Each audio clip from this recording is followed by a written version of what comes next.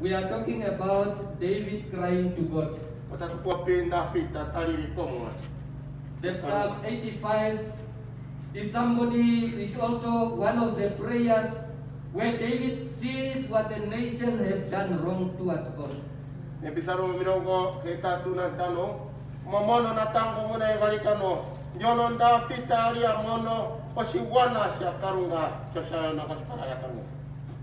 In that way, the nation of Africa, of Israel, have forsaken God, and they have forgotten about His commandments.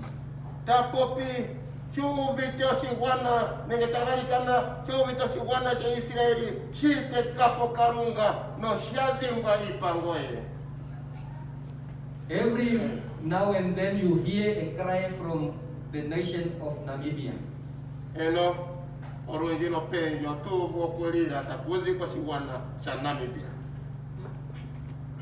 In the police file this week, there was something that we picked up that happened terribly.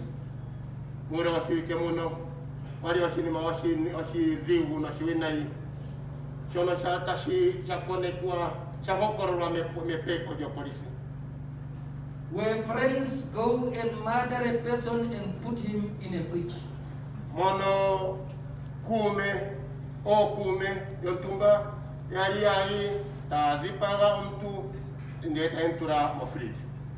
And many others that happen all over the weekend of armed robberies, knife killings, and all those kind of things.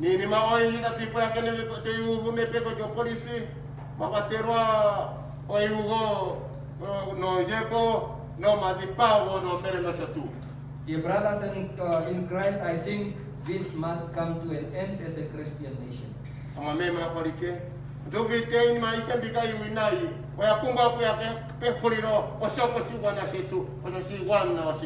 If we call ourselves Christian, then we need to go down on our knees and start praying for our nation like David was doing for the nation of Israel.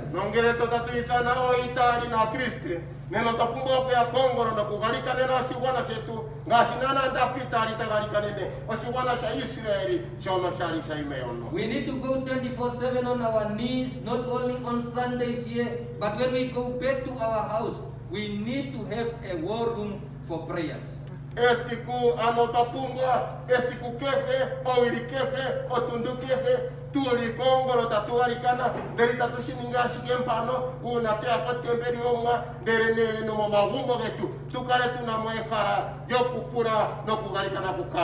We need to acknowledge that what our country is going through is definitely not the will of God.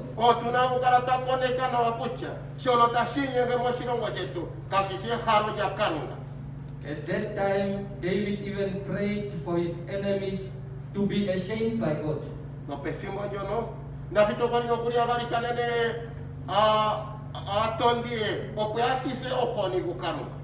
David wanted God to show him some good things that the enemies can pick up, that whatever he is going through was coming from God.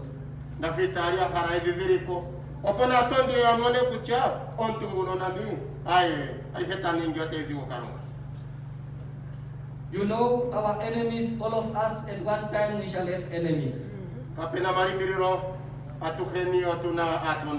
Could be that we are Christian packed in this house, but we shall have somebody that does not like our way of living or the things that we are doing.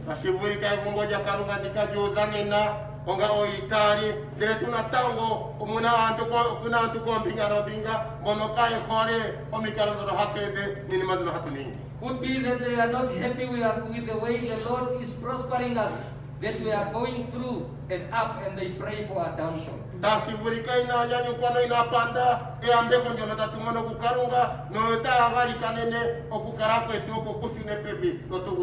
But David was praying, number one, God help me through my family and through my friends.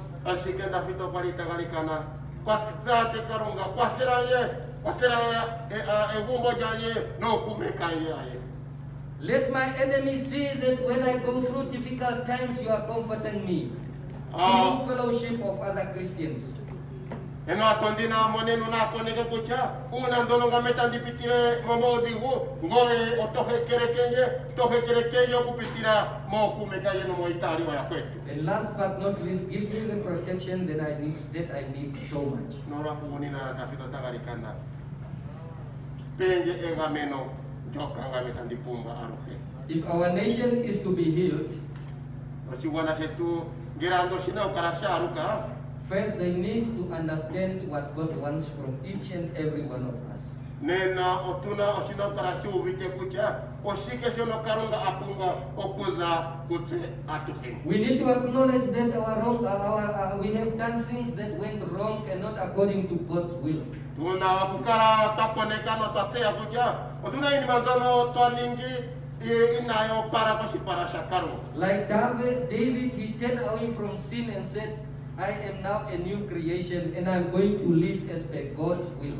Ngashina na nafita kwali aliyeto koro kuja utambia sapo onye uine au keno azike na utambikara onshito ompe utamdirandura omirando zo pakarunga. And since then he always praised God and glorified his name. No kuzake siku njoka wasikire okuhamberera karunga no kusimaneka ezinaji. Should we come to that stand where we are going to change our ways of life and living? Girando tuye ponkaro yono seta turundurura mikaro do kukaranganyo kwetu. May we praise God and give glory to his name. Mono tatuka karano kuhamberera karunga no kumpa esimano day and night.